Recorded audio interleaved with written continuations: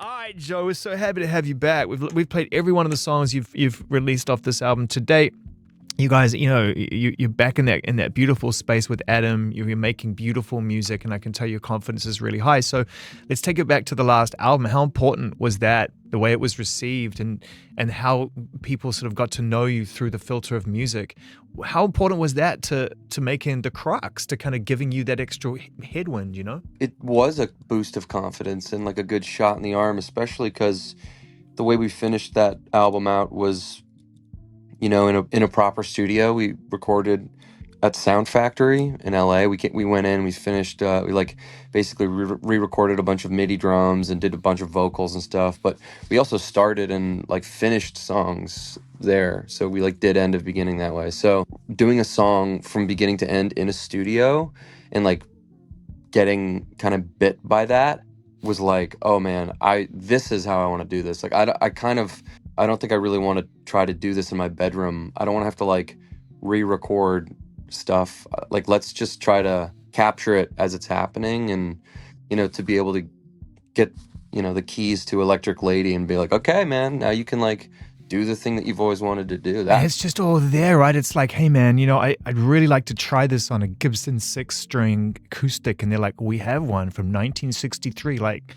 I mean, on this project, man, we had days where in the morning we were like, oh man, it'd be great to have like a timpani on this track. And then at 3 p.m. after lunch, a timpani arrives in your room. So we were using like all the toys. We were using this amazing, I don't know if you know the Menahan Street Band. But I love them. The drummer, this guy Homer, all of those guys are amazing. And at some point, he had left his vibraphone at Electric Lady. It happened to like be in Studio D because they were using it for some other project, and like we got to mess with that thing. Like it all was like just like the circumstances informed a lot of the songs. Like this piece of gear was laying around, so let's mess with it, and it ends up and it's like informs the whole track. So there's a lot of that going on this. You can really hear it. The space really crawls out of the music in a beautiful way. There's something that legitimizes the experience when you go into a space and you hand it over to somebody else and they get to touch it and they get to let it breathe, and you're like, oh wow, like it's a living, breathing thing now. It's not just sitting in my hard drive. It's more like a film set, to be honest with you, is what I found. It's like, it's more of a team sport. And I grew up, I like came up musically in a time where it was like, Kevin Parker and Mac DeMarco, and these guys they did it all by themselves. So I think for a while that was like what I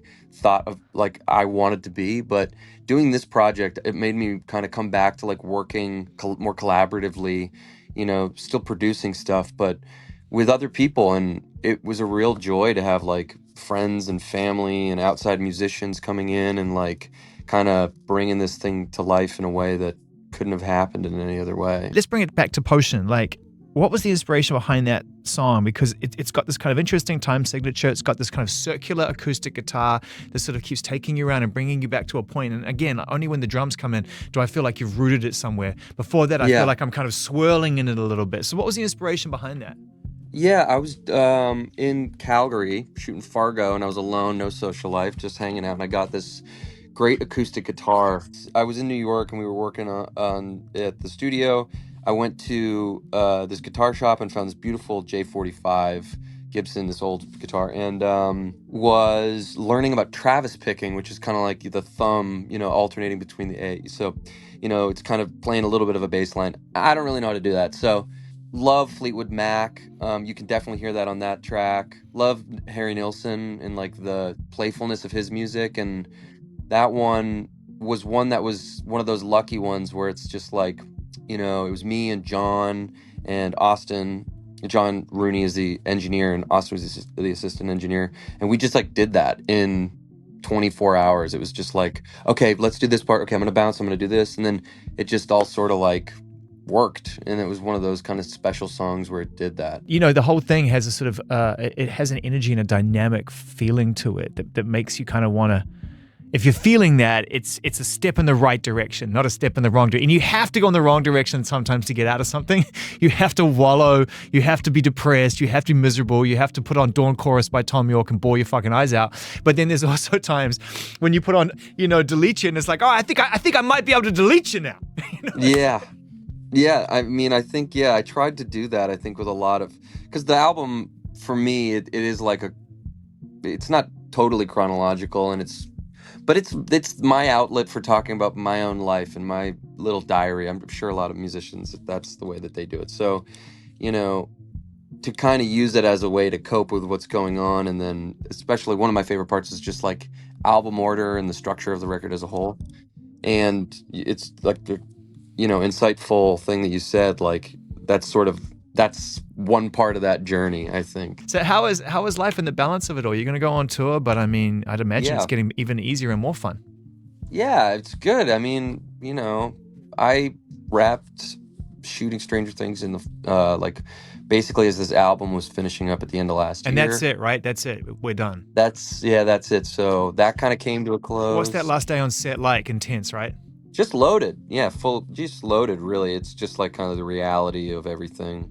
I was really just trying to like enjoy every day, even not shooting, just hanging out with people. And it was great, man. It was, for me personally, it was a really great way to end it. So now I'm just kind of like head down and doing this music stuff. And, I'm in a place of real privilege, I guess, to be able to like do not one but two different things that are like extremely interesting to me and creatively fulfilling, and trying to like, again, sort of live in the moment and enjoy this time that I get to spend with my friends on the road too. Like, come The on. So best, dude. I'm so excited to see you at Coachella and to see the show. And like I said to my team before, like I love the feeling that I'm gonna get a lot of Joe records in my life. And oh, that's nice of you, man. a lot of times you fall in love with someone's music, and you see that they've got other things moving around them, and you're like, okay, I've got to fit into your particular jigsaw puzzle. But I know this music thing is such a huge part of your life that I feel like it's a justifiable investment as a fan right now in a big way. Yeah, that's really kind words from you, and you're right. I mean, it's just like, I'm doing it. I've always really done it because it's been interesting and like a passion of mine. And I hope it doesn't dry up, because it's been like a total joy. It does make me look forward, though, to like, we've done this last one in a real specific way. So now it's getting my wheels turning about, okay, what's the process that'll make this next one kind of different, you know?